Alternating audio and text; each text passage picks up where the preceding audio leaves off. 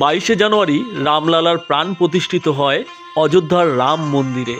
ঠিক তেমনি আমাদের প্রাণপ্রিয় শহর কল্যাণীর ঘোষপাড়া বিধানপল্লীর শিব মন্দিরে রামলালার প্রাণ প্রতিষ্ঠিত করেছিলাম। সেই রামলালার বাৎসরিক উৎসব আমরা মহা ধুমধামের সঙ্গে পালন করলাম, যা প্রায় সারা ভারতবর্ষের বুকে এক দৃষ্টান্ত স্থাপন করলো।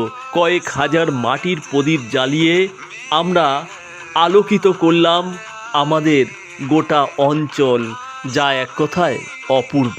সত্যি কথা বলতে কি, রামলালার প্রাণ প্রতিষ্ঠান দিবস এইভাবে মহা ধুমধামের সঙ্গে কোনো শহরে হয়েছে কিনা জানা নেই, তবে আমরা এক দৃষ্টান্ত স্থাপন করলাম।